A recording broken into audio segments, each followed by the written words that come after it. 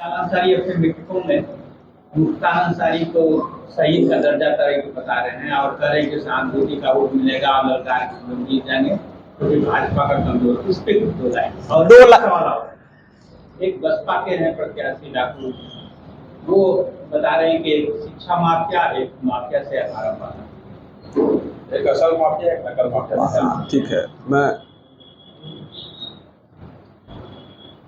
दोनों बातों का मैं एक तो यहाँ के जो सांसद हैं वो जिस आताताई को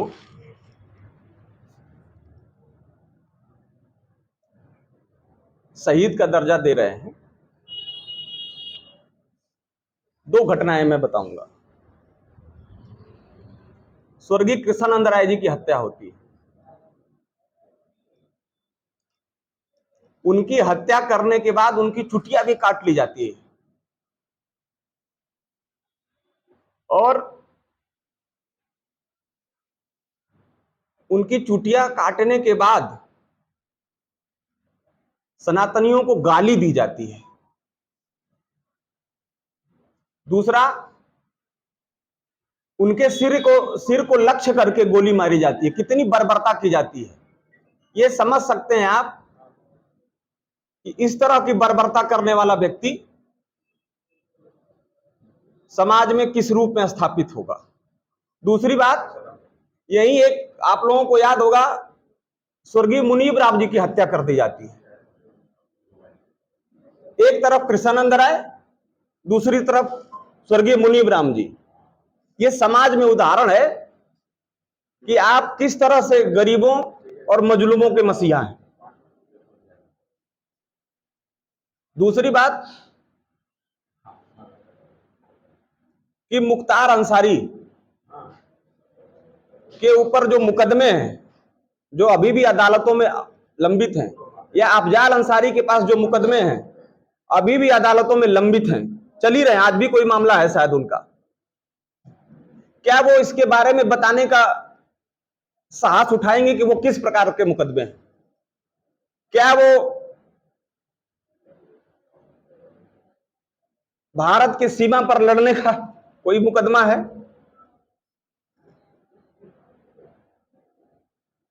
क्या वो भ्रष्टाचार और कानून व्यवस्था, सुरक्षा व्यवस्था के खिलाफ सड़कों पर संघर्ष करने के दौरान मुकदमा हुआ है? इस पे हम सबको विचार करना चाहिए और गाजीपुर की जनता इस पे विचार कर चुकी है। हम सब सामाजिक जीवन में हैं और समाज के लिए काम करते हैं, लेकिन हम बैठ करके गाना नहीं गाते हैं। हम ये नहीं कहते हैं भाई जिस मुद्दे पे आप बात कर रहे हैं उनका ये कहना है कि हम के मूल केस में हम बरी हो चुके हैं, जिला प्रशासन के द्वारा दबाव में गैंगस्टर का मामला चला जा रहा है जो मुझे सजा कराएंगे। नहीं, वो उनके ऊपर देखिए, अरे मुख्तार ने मन्ना सिंह जी, स्वर्गीय मन्ना सिंह जी के घर का यही बगल में कैथोलिया गांव है, जनपद मऊ में, उनके घर का फीता काटा था और 3 महीने बाद उनकी हत्या करा दी ठेकेदारी के चलते। जो है उनके घर का फीता काटा, उनके घर का नमक काटा, नमक खाया। और हमारे यहां भारत की परंपरा है, सनातन परंपरा है कि हम जिसका कम से कम नमक खा लेते हैं उसके साथ दगा नहीं करते हैं। मैं स्वयं किसी परिवार में जाता हूं तो कहता हूं कि पहले मुझे अपना नमक खिलाओ, आप अपना नमक खिलाइए, मैं आपसे दगा नहीं करूंगा, मैं अपने वचन के प्रति प्रतिबद्ध हो जाऊंगा। तो उस आताताई ने जिसके घर का नमक खाया, 3 महीने बाद 19 स्वर्गीय मन्ना सिंह की बेदर्दी से हत्या करा दी जाती है।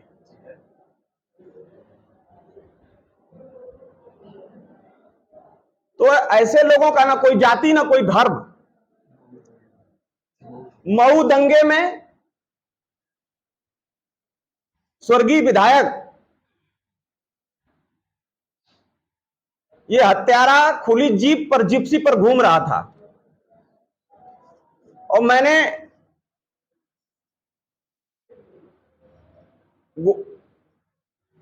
समाजवादी पार्टी के ऐसे कई नेताओं को देखा जो उस वर्ग से आते हैं जो समाज में दूध का काम करते हैं। ऐसे बीसियों बल्टे वालों की हत्या कर दी गई। न कोई तुष्टीकरण की राजनीति इतनी हावी है, वोट की इतनी चिंता है कि समाजवादी पार्टी का कोई भी नेता, आज भी वो बाल्टे और साइकिल सड़ रही है लोगों की, होगी, उसके अवशेष होंगे, कोई हालचाल लेने नहीं गया। जो वहां समाजवादी पार्टी के नेता मिट्टी देने गए, वो कभी मऊ में जाकर के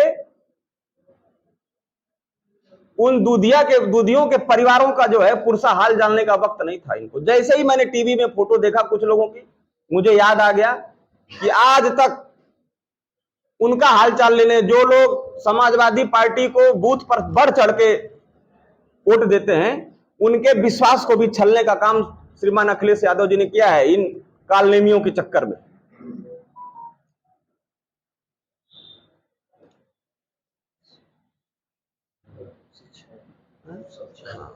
मुख्तार अंसारी को शहीद बता रहे हैं।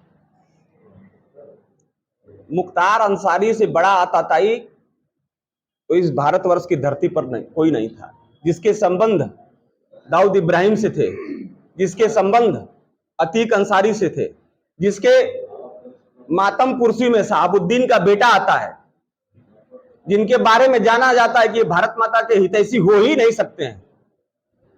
अफजाल अंसारी जो यहाँ के सांसद हैं, मैं आपके माध्यम से उनसे सार्वजनिक रूप से चुनौती देता हूं कि वो बताएं कि उनके लिए भारत माता का अभिमान पहले है कि उनके लिए इस्लाम पहले है। ये इस्लामी ताकतें अपने छद्म आवरण में जनता के वोट का सहारा लेकर के ये अपने साम्राज्य को बनाने में और अपने परिवार की सुरक्षा की व्यवस्था में कैसे सत्ता इनके बीच में रहे, इसी की जुगत में रहते हैं। देखिए, देश में चुनाव चल रहा है और दो तरह की ताकतें देश में चुनाव लड़ रही हैं। एक तरफ तो परिवारवादी ताकतें हैं। आप कांग्रेस नीति गठबंधन का उदाहरण ले लीजिए, इंडी गठबंधन का। श्रीमती सोनिया गांधी जी, उनके पुत्र श्रीमान राहुल गांधी जी और उनकी पुत्री श्रीमती प्रियंका गांधी जी, और बची खुची जो कसर है वो पूरा कर देते हैं श्रीमान रॉबर्ट वढेरा जी। आप यहीं चले आइए उत्तर प्रदेश में, तो श्रीमान अखिलेश यादव जी, उनके एक चचेरे भाई श्रीमान धर्मेंद्र यादव जी, उनकी पत्नी श्रीमती डिंपल यादव जी, उनके चचेरे भाई आदित्य यादव जी, चाचा शिवपाल यादव जी, एक चाचा राम गोपाल यादव जी, पूरी समाजवादी पार्टी उसी में सिमट कर रह गई है। और वैसे ही सीधे आप गाजीपुर चले आइए, अब्बास अंसारी, स्वर्गीय मुख्तार अंसारी, श्रीमान अफजाल अंसारी, मन्नू अंसारी। अरे भाई, लोकतंत्र अंसारी परिवार से भी बाहर है गाजीपुर में कि नहीं है? गाजीपुर की जनता खूब ठीक से समझ रही है। हजारों करोड़ों का साम्राज्य को बचाने के लिए ये लोग लोकतंत्र को ढाल बचाते हैं। जनता में जो लूट बची हुई है, इन लोगों ने जो लूट और भ्रष्टाचार करके अकूत संपत्ति खड़ा की है, उसको बचाने के लिए ये लोग लोकतंत्र के माध्यम से काली नेमी के रूप में गाजीपुर की जनता को छलने का काम करते हैं। लेकिन गाजीपुर की जनता इसको समझ चुकी है। इस बार वोट की चोट से इनको जवाब देगी। बसपा प्रत्याशी जिस तरीके से कह रहे हैं आपके पिताजी को नकल माफिया, देखिए, मैं भी बनारस में पढ़ा हूं और बसपा प्रत्याशी को ठीक से जानता हूं। काशी हिंदू विश्वविद्यालय में चुनाव चल रहा था और ये विद्यार्थी परिषद से टिकट चाहते थे और टिकट की पैरवी के लिए मेरे घर आए हुए थे। तब मेरे पिताजी संघ के विभाग कार्यवाह हुआ करते थे। तब वो तो नकल माफिया नहीं थे। दल, झंडा और विचारधारा बदल लिए तो एक नरेशन खड़ा करने के लिए वो इस तरह की बात कर रहे हैं। श्रीमान उमेश सिंह जी भी अपने बड़े भाई हैं। चुनाव कैसे देख रहे हैं सर? चुनाव तो मोदी जी की गारंटी पर हो रहा है और ये चुनाव पूज्य योगी आदित्यनाथ जी की सुरक्षा सद्भाव और विकास के नाम पर हो रहा है। ये चुनाव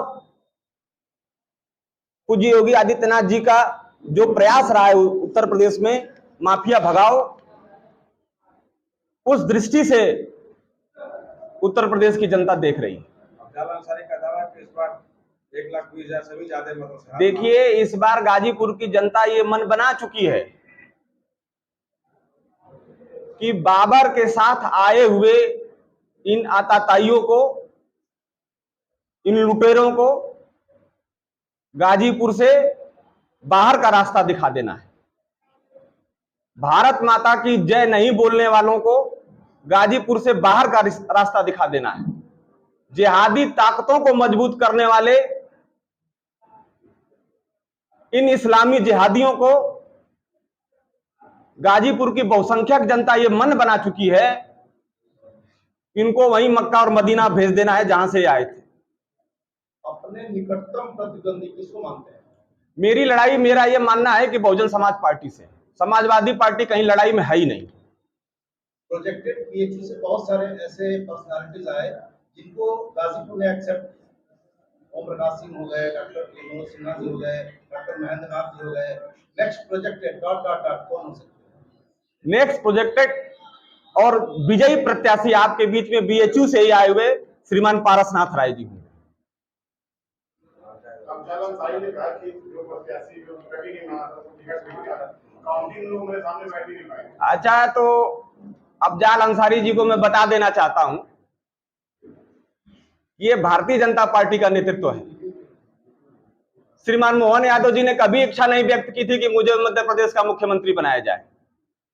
विधानमंडल दल की बैठक चल रही थी, श्रीमान मोहन यादव जी सबसे पिछली कुर्सी पर बैठे थे।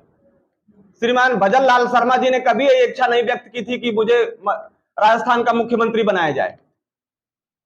जब उनको मुख्यमंत्री पद सौंपा भारतीय जनता पार्टी ने, तब मीडिया ने खबर छापी कि उनके घर में खटिया और चटाई है। तो भारतीय जनता पार्टी में विचार चलता है, भारतीय जनता पार्टी का राष्ट्र का विजन चलता है। अरे अफजाल अंसारी ये क्या बात करेंगे, जिसके साथ भगवान राम का आशीर्वाद है, जिन्होंने दुनिया से मलक्षों का नाश कर दिया,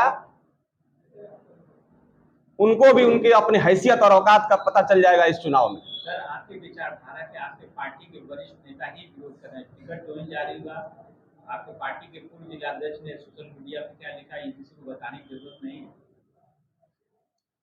ऐसा नहीं है, सब अपने विचार परिवार के लोग हैं, सब अंततः मोदी जी के गारंटी के लोग हैं, सब अंततः योगी जी के भगवाधारी सुराज की कल्पना करने वाले लोग हैं। हो सकता है हमसे किसी से कोई नाराजगी रही होगी। आशुतोष जी, अफजाल अंसारी की बेटी है नुसरत, उनका शिवालय में फोटो, और जो शोएब अंसारी है मोहम्मदाबाद में, उनका ललाट पे चंदन टीका लगाए फोटो वायरल है। ये क्या संकेत? अरे ये संकेत वही है, ईश्वर की कृपा से ये काली नेमी बाहर आ गए। हम सब घर में, हमारा जो है प्रेरणा का स्रोत रामचरितमानस है।